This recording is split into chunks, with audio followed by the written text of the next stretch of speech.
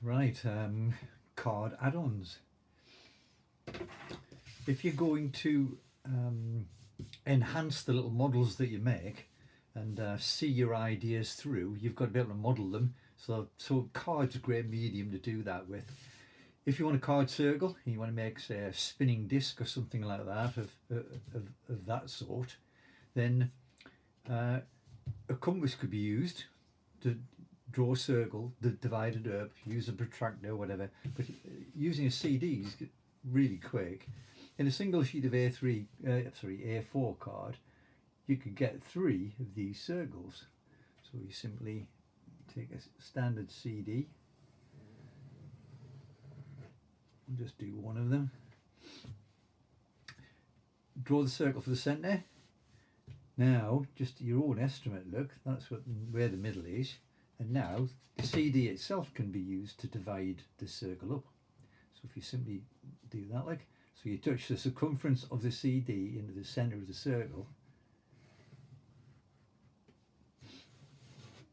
then move it round, centre of the circle, CD, line it up with the previous arc, and very approximately we should end up back where we started when we joined these two together. So there's one end of that arc, there's the other end of the second arc, and there we are. So that's given us sort of 3 separate parts to the circle. But if you just use a ruler, then what we should be able to do is divide this into 6. Make pretty patterns at the same time. Last one. There we go. So this would divide us into 6 if you simply cut that out really quickly. Take your time with cutting it out so you can get a much better quality product at the end of it.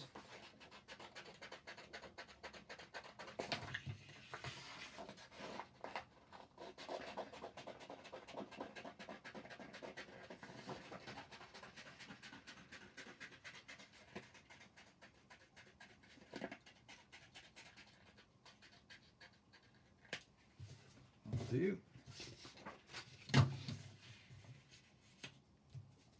And then it's a question of dividing it into the and labelling the separate portions that you've used. So that pattern on the back might not be of use to you, but look, you can see through as to where those marks are to divide this up into 6.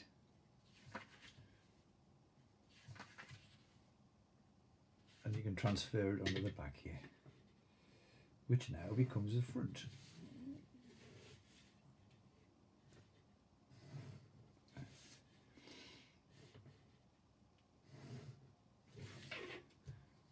Center of the circle.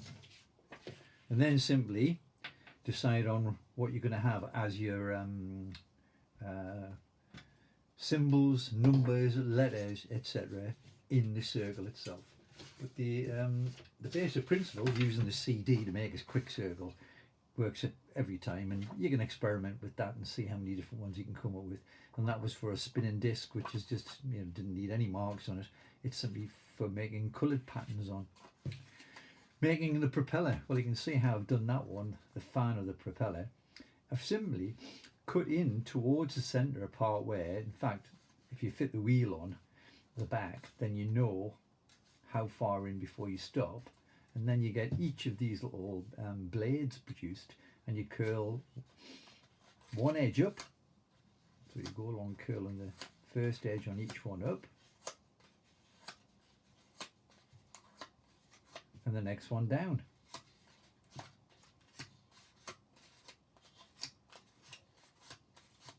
So it could be a number wheel and a game wheel of some description, but it could also blow air, and there's the fan profile shape that you get there.